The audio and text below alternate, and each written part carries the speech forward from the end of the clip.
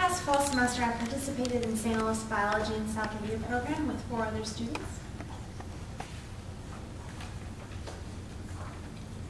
So the 5 of us arrived alone in India and started our program with a 1-month orientation in Chennai. Most of our learning was hands-on with visits to sites of interest and lectures by experts in each field. The content was chunked into 3 areas, the first of which was Indian culture. We studied Buddhism, Hinduism, Islam, Christianity, and some history of India.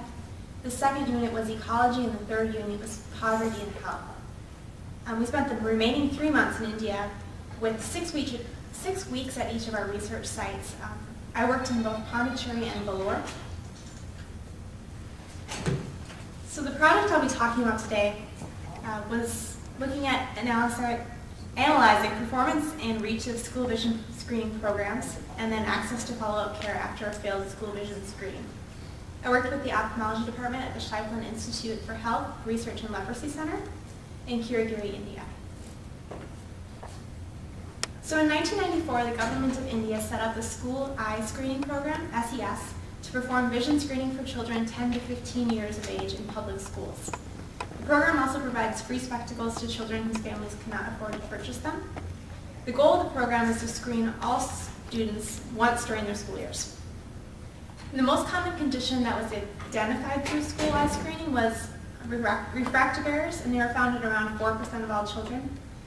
And they're the second leading cause of blindness in India and the most common reason for seeking out eye care. So the first part of my study involved vision screening. I screened 149 children in standards 2 through 5 at a local aided primary school. It was not a public school. So they did not have this school eye screening program. The screening consisted of the history of the child's vision care, an external inspection, observations of abnormal eye alignment and movement, and tests for distance visual acuity. I also worked at SIH-RLC. I analyzed the ophthalmology department's school vision screening data from 2007 to 2010 of nearly 20,000 children.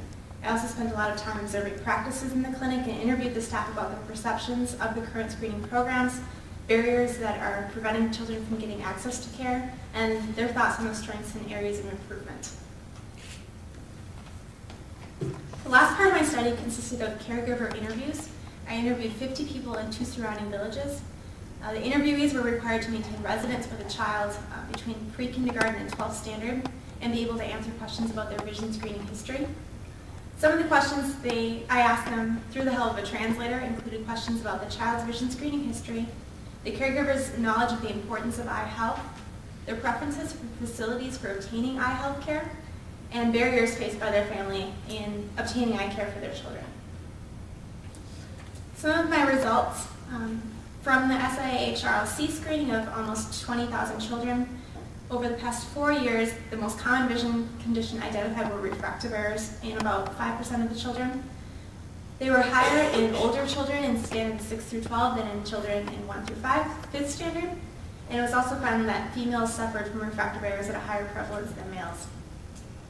Evidence of vitamin A deficiency was identified in ocular signs known as Bidet spots, which is a degeneration of the fatty tissue in the sclera. This was observed in almost 2% of the children that were screened, and more children in SES were identified with this vitamin A deficiency than in private school screenings, and this may be due to children that are screened through SES who go to government schools, which are absolutely free. So lower economic status children may go to these schools and their families may not be able to afford buying vitamin A-rich fruits and vegetables. Lastly, a misalignment of the eyes known as strabismus was observed in 0.7% of children. I observed a much higher rate in my screenings, and this may be due to the specific test I performed, and then observations for strabismus by SIH-RLC were done incidentally. They didn't use specific tests. So I did a use of service analysis with the 50 families I interviewed. 105 children were represented. 6 had vision screening through a hospital or a clinic, and 14 were screened through school vision screening. This left nearly 87% of children that had never had an eye exam. And 70% of the screenings that did occur were through school vision screening, so you can see that of the proportion of screenings that were performed, most of them were through the schools. Some of the barriers that I identified, 24% of the children failing SES vision screening did not receive follow-up care. So some of the barriers that were prevalent in this not receiving adequate care included poor communication of results to the families, a lack of awareness about the importance of vision screening care among the caregivers.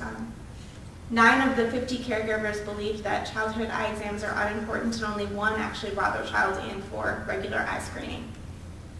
And then the financial burden was the most important burden that families identified. 46% of the respondents identified cost as a major barrier in obtaining eye care. Some suggestions for the future.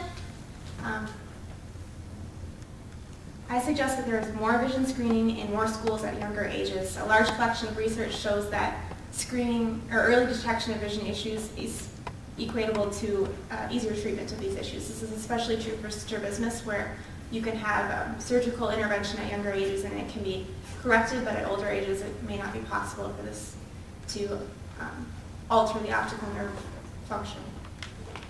Along with this change, screening for eye movement disorders and specific observations for vitamin A deficiency should be performed.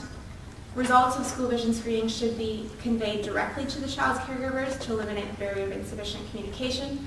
Currently, the children are expected to verbally communicate to their parents that they failed their school vision screening. In a lot of cases, I saw that this didn't happen, or it happened late, months later.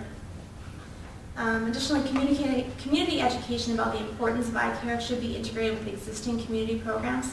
They have a lot of programs within the communities about integrated child health and other family education programs, but they don't address eye care. And training should be provided to those in daily contact with children, such as people that are working at the daycare centers. Lastly, the consumption of vitamin A-rich foods should be promoted with reduced prices and supplements to at-risk groups. My experience in India was an immersion into Indian life. In addition to the project, I observed many healthcare practices and participated in both rural and urban life.